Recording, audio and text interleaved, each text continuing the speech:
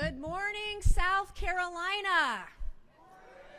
Thank you for waking up early before you head into work today. It's bright and early, beautiful day here in Charleston, South Carolina, on hallowed ground at the Citadel, the Military College of South Carolina. This morning, I'm making it official. I am running to be your governor of the great state of South Carolina. There we go, baby. South Carolina first. I want to thank Kevin Cunane, who is a 9/11 first responder, firefighter in New York when he came up here. He was there on 9/11 on day one. So thank you, Kevin, for your service to your country and the Cesura family. When I met the Cesuras and Sweet Tanner, who was run over by that vehicle on Sullivan's Island, that family brought me to tears. And that's what this is about. It's not about me. It's about the people of South Carolina. I didn't come to join the club. They don't want me, and I don't want them. I came to hold the line. They said, stay quiet. I spoke up. They said, sit down. I stood up. They said, play nice. And I fought back. South Carolina is tired of politicians who smile for the cameras, lie to your face, and then vanish when it's time to lead. I'm not one of them. I'm running for governor because South Carolina doesn't need another empty suit. It needs a governor who will fight for you and your values. South Carolina needs a governor who will drag the truth into sunlight and flip the tables if that's what it takes. South Carolina doesn't need another politician who folds when things get tough. It needs a governor who will always stand tall no matter the odds. I've walked into firestorms and I've come out swinging. I didn't flinch, I don't fold, and you know I never run. While others played it safe, I said what needed to be said, and I did what needed to be done. This isn't about playing defense. This is about going on offense for you, for your family, for your freedom, and for your future right here in South Carolina. I wasn't built to kiss the ring. I just wear one. I don't answer to the establishment. I don't owe those in the back room a single thing. I answer to the people, and the people, let me tell you, are fed up. I've been all across the state of South Carolina over the last couple of months, and the people are fed up.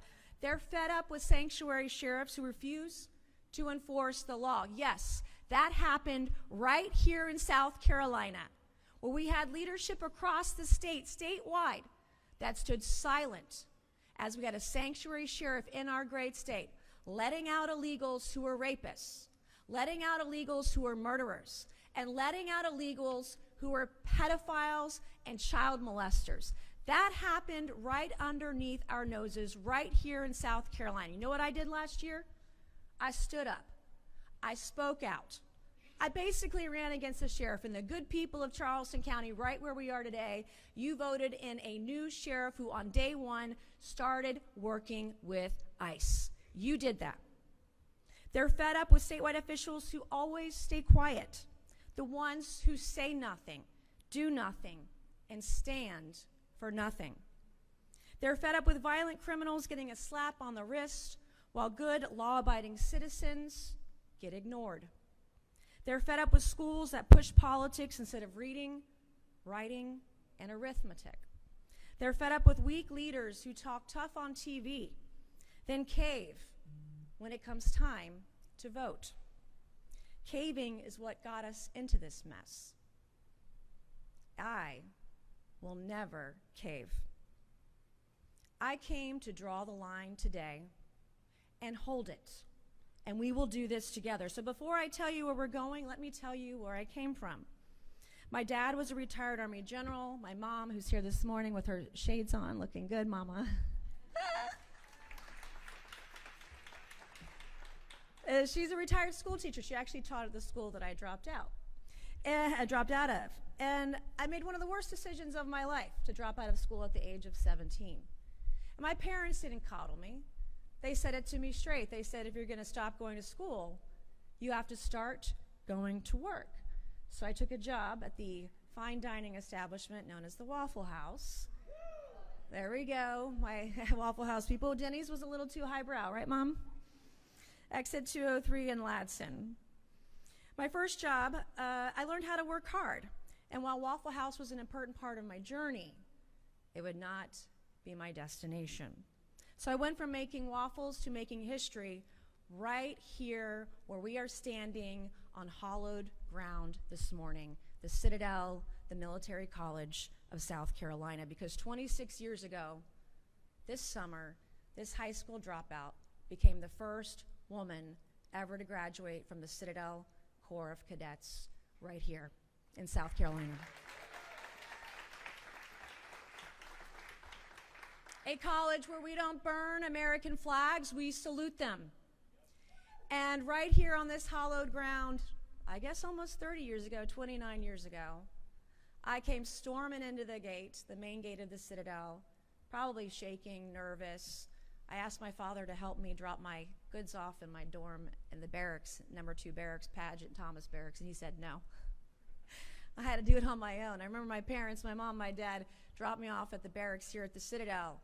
I asked for a hug. My dad shook my hand, and he said, don't call home if you want to quit. Just put on your shoes and start walking.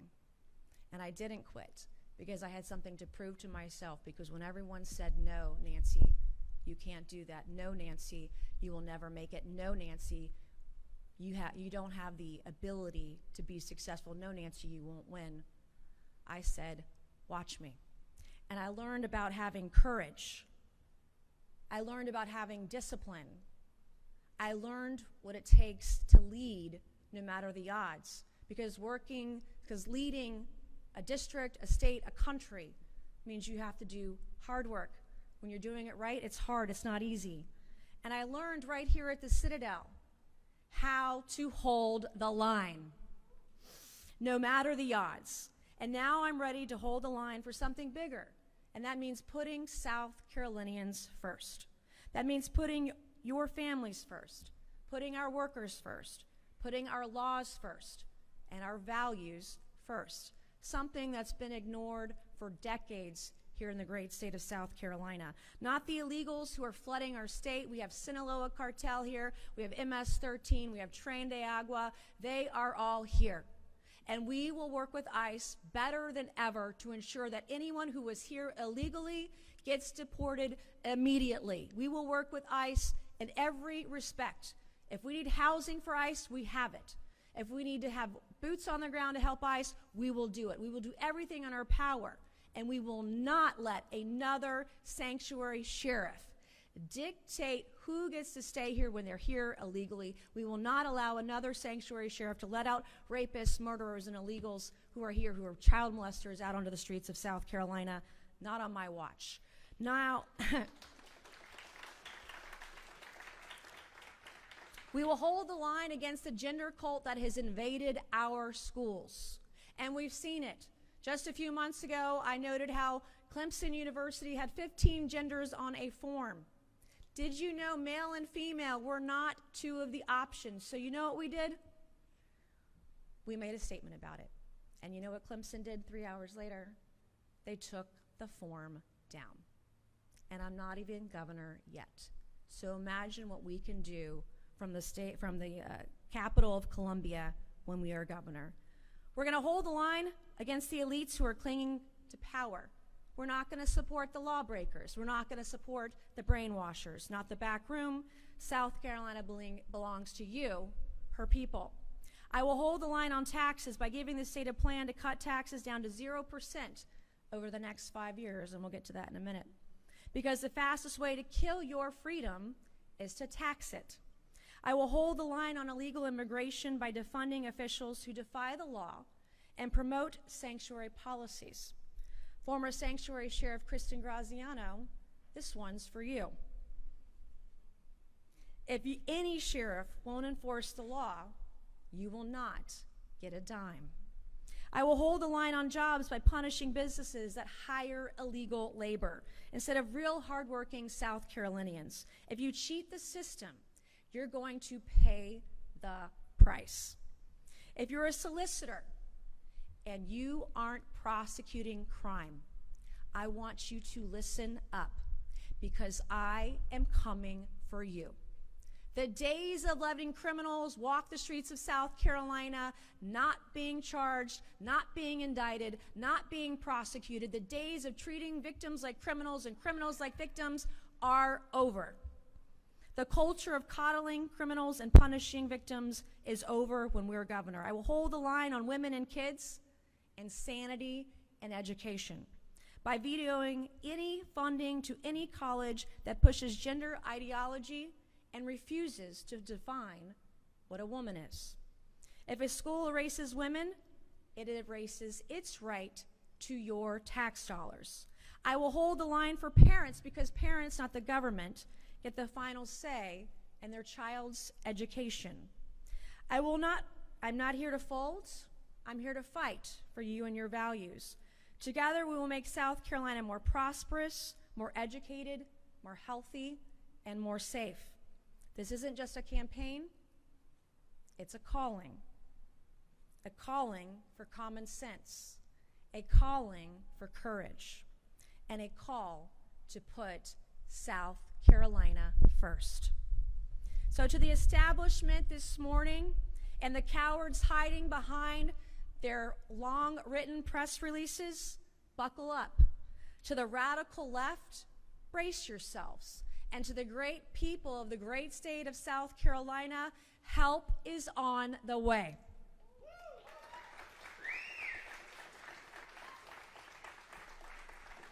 You and me, this is where our mission begins.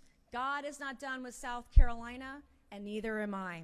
I'm Nancy Mace. I'm running for governor of South Carolina. I will hold the line. I will fight for you, and I will always put South Carolina first. Thank you.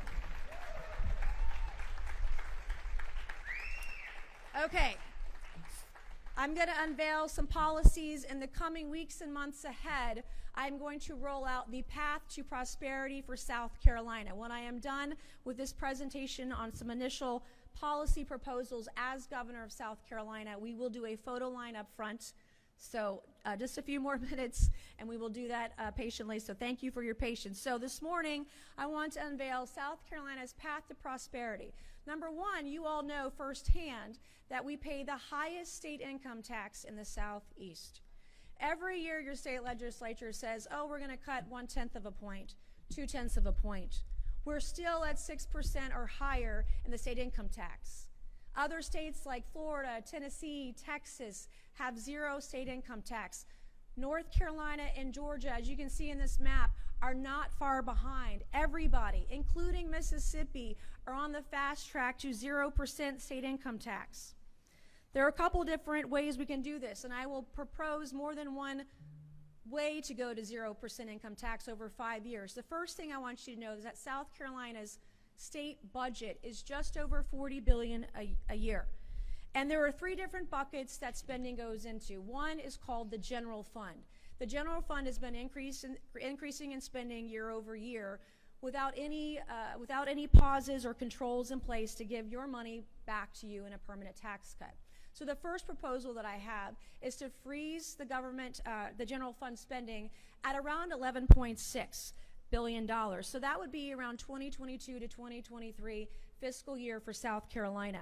If we were to just freeze the general fund spending, and if revenues continue to grow, this at fiscal year 24-25, we expected $13.2 billion. If they continue to grow at this level, we can reduce and give back enough money from the general fund as a permanent tax cut to residents to reduce the state income tax to 0% in 5 years. Now, if we need to accelerate that, we can also look at earmarks. The state has looked at earmarks pre-COVID.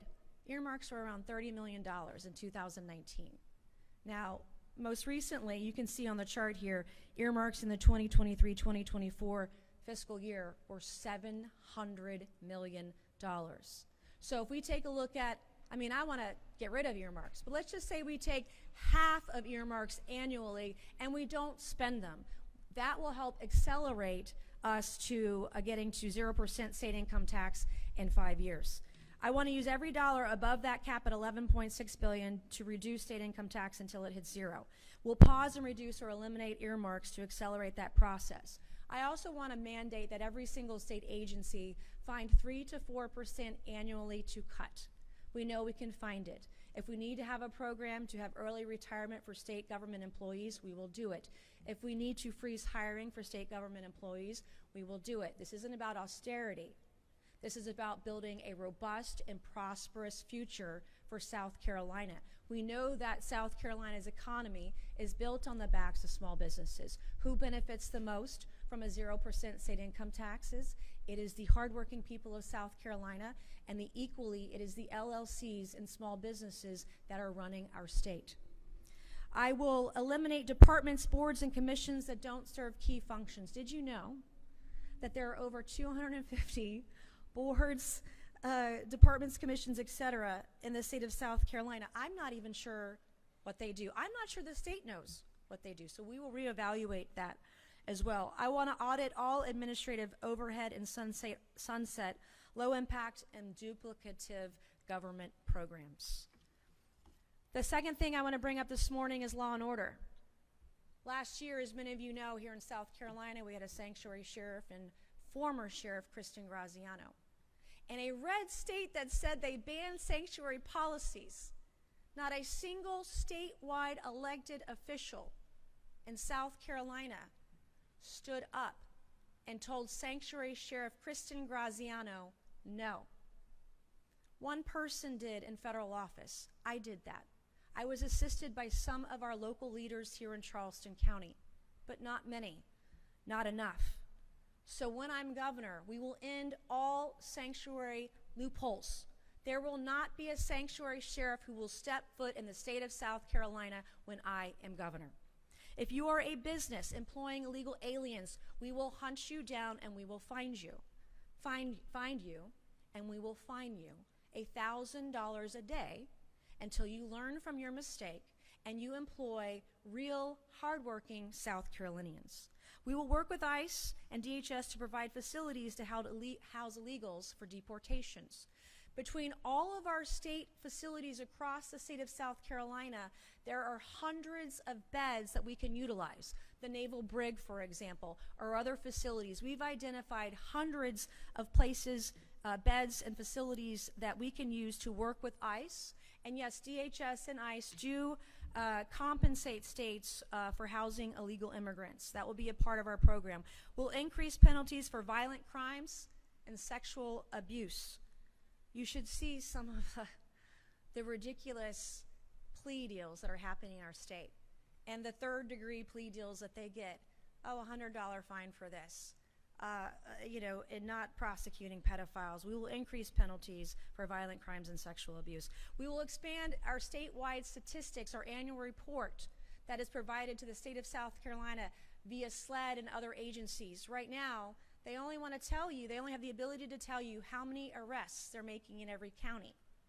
That is going to change when I'm governor, because you have a right to know not only how many arrests the state, local, county, municipalities are making for what crimes, you have a right to know how many indictments were made out of those arrests and how many were prosecuted. You have the right to know how many convictions there are in this state. You have the right to know what the sentencing is.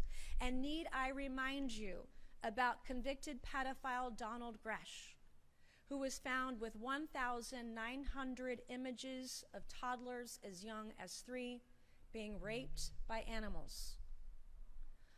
He was facing 60 years. And your Attorney General, Alan Wilson, pled down to 1 indictment. He was facing 60 years. They negotiated Donald Gresh. The AG negotiated Donald Gresh's sentencing in 15 minutes. And you know how many days he served in jail? He served 1 day in jail. So the days of pedophiles serving 1 day in jail are over. If you are an AG or a solicitor who thinks it's okay to allow these people to walk the streets and put your kid in danger, that ends, because I'm coming for you. We will modernize our technology systems, maintaining criminal data, and mandate reporting to the Fusion Center. We will aggressively pursue federal grant funding.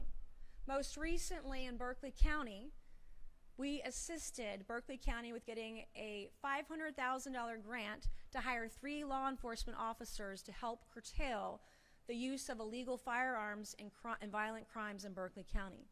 We will do this for every county across the state. If you need resources, we will find them, and we will aggressively pursue them. We will defund any office, agency, or department who refuses to follow state and federal law. The days of rogue judges, rogue solicitors, rogue prosecutors, and rogue attorney generals are over. We will create a mechanism to remove all of the rogue AGs, solicitors, and judges and sheriffs who don't follow the letter of the law. And we will clean up our streets by enacting and enforcing aggressive vagrancy laws. On education, as you all know, I am a high school dropout in South Carolina. This is an issue that is near and dear to my heart. Not much has changed in the last 30 years. I see, stemming the tide of our failing education, there are 2 things that I believe that we can do immediately. Now, yes, I support expanding school choice. I've supported the state of South Carolina in that. But there are 2 things we can immediately do on day 1. Number 1, we need to focus on literacy. So if a child cannot read or write in the 3rd grade, they don't go on to 4th grade. Now, we have some policies in place for this now, but it's not mandatory. As governor, I would make it automatic and mandatory, and I would narrow down the exceptions for our students who cannot read and write by 3rd grade. And if they can't read and write by 3rd grade, they will be assigned a reading mentor, and they'll be required to read 90 minutes a day while they're at school. Whatever it takes so those young children can get to 4th grade and graduate. Because if they're not ready by 4th grade, they will not be ready by middle school. And if they're not ready by middle school, they will not be ready by high school. We as a state are about 24th or 25th in the nation in what we spend per student per year across the country. And we were still almost dead last in outcomes. We are behind Mississippi. They have run circles around South Carolina for the last 7 years, and they're beating us in this. We cannot be last in education because we are the 10th fastest growing state in the country right now, and we have so many jobs that are opening up in South Carolina. These jobs are being imported to people from outside our state. I want to have the best South Carolinians with the best degrees, the best certifications, the best qualifications to take the best jobs in the state of South Carolina. The second piece to my education plan is that we need to have a real bona fide, we have a little one right now, degree. I want to see 2 tracks for high school diplomas. The traditional track for the traditional student who's going to go on to a 2 or 4 year degree. But we need a second, more well-defined track with greater requirements that if a student isn't going to make it to college, that they make it to get certified in a vocation, whether that's plumbing, carpentry, as an electrician or a welder, or getting their CDL, or getting their cosmetology degree. If you are certified in a trade and you are ready for work the day after you graduate from high school, you should be qualified to get a high school diploma equivalent to your vocational training and certification. If you are, and the kids who are listening today, if you graduate high school with a welding certificate, your starting salary at the age of 18 is $80,000. If you get your commercial driver's license certification at Trident Technical College or any community college or in high school and you're ready to drive, as a commercial truck driver, your starting salary in some places of South Carolina is $80,000 a year. If you have your nuclear welding certificate as a welder, your starting salary in South Carolina is $110,000 a year. Who's had a plumber come to their house lately? I don't know about you, but I'm paying about $2.50 an hour, and I swear to God, it's a 2-hour minimum. I'm paying $500 every time my plumber comes over. And my plumber, by the way, vacations in Cape Cod every summer. So I missed out on that gig, but they are making money hand over fist. The same thing with electricians. We don't have enough people for these jobs from South Carolina. I want our kids and our students certified for those jobs when they graduate. We're going to ban child porn in libraries. You should see some of the books I have seen recently. We are going to expand adult education as well. We are going to ban pronouns in the classroom. I don't want to see any glitter parties. I want kids coming home with A's and B's, not they and them. We're going to have tech-free school zones. I want to protect teacher wages. And let me be very clear, no state dollars to any K through 12 school, college, or university that teaches there are more than 2 genders. We will not fund any schools that allow biological men in women's bathrooms or locker rooms, that allow men to compete in women's sports, or schools that push gender ideology. Let me tell you today, as governor, you will be cut off. And when it comes to women and children, I want to increase fines and sentences for violent crimes and sexual abuse. We're going to prosecute all crimes, but especially those against children. Donald Gresh is not the only case of a convicted pedophile let off for 1 day in jail. I want to ensure that SLED and all of our men and women in blue have the resources, staffing, and technology to process rape kits and do for all their forensic lab work without delay. We're going to stop treating victims like criminals and criminals like victims. We will follow federal guidelines for trauma-informed investigations and treat victims with dignity and respect. I want to review and audit South Carolina's child welfare system and build out a strategic plan with measurable outcomes. No child left behind. And I will sign a bathroom bill into law because mentally ill men don't belong in women's spaces.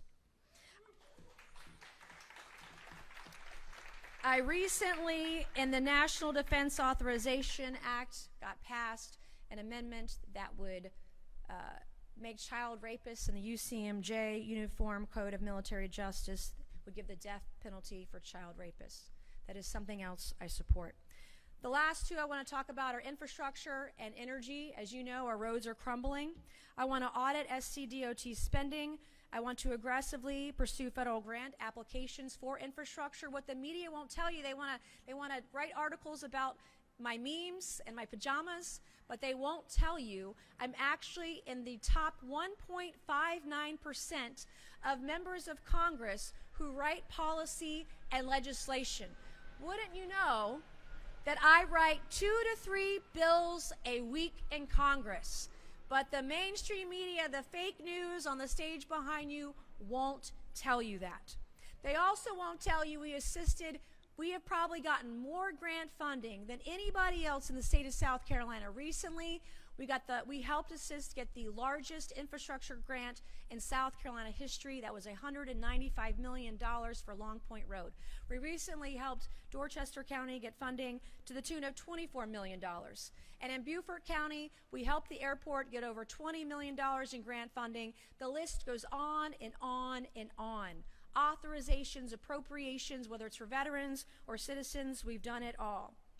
We want to expedite permitting reform and increase communications with the Army Corps of Engineers. Something I have learned is it's not just our ideas, but we're not shovel ready. We're not shovel ready because of the roadblocks in permitting, and I want to be sure that we have the Army Corps of Engineers on speed dial. What the mainstream media will not tell you is that when people have called me asking for help, whether it was for a bridge, whether it was for dredging in Berkeley County, if they needed help, wouldn't you know that day we called the Army Corps of Engineers and we got those permits expedited within 24 hours. We will do that as governor, and we will do it for every county in the state. When it comes to energy, we have an energy crisis on our hands. And a few weeks ago, our state actually had to shut down a few facilities to keep up with the energy across the state. We need to reduce our energy costs through efficient infrastructure. We're going to get creative using dynamic line rating, distributed energy resources, consumer choice. We have to avoid the costly failures of the past. VC Summer cost the state $9 billion for a nuclear facility, and we have nothing to show for it. I will have an all-of-the-above approach. I would like to take advantage of all of President Trump's EPA reforms. There was a recent ruling with the EPA that the press, of course, didn't report on, that I also assisted with, clarifying that the EPA will allow 50 hours a year at maximum capacity for any facility to generate energy with their backup generators, it's called Rice NESHAP, to sell that energy back onto the grid. Any facility in South Carolina, I want to work to ensure that you understand what the Rice NESHAP policy is. You can generate energy with your backup generators, sell it back to the grid, whether it's the airport, whether it's data centers or other facilities who have that backup generator energy. We're going to make sure you're able to sell it back to the grid and provide energy for our state. We'll streamline regulations and avoid radical environmental mandates and collaborate with the PSC to meet our growing energy demand. We're going to accelerate and support the acceleration of infrastructure development, pipelines, LNG, transmission, to leverage South Carolina's resources, attract talent, and draw power-intensive industries like AI data centers and advanced manufacturing. In the coming weeks and months ahead, we'll be rolling these policies out, white papers, etc. I wrote these ideas myself. I've talked to policy experts. There is no bad idea. And if you have an idea, we want to hear from you. So please tell us at nancymace.org. We're here today if you want to buy swag. We've got Peter checking people out at the end of the day. I will now ask my staff to create a line over here so we can do some photos before it really starts raining. I love you. I appreciate you. We need all the help we can get. God bless you, and God bless the great state of South Carolina.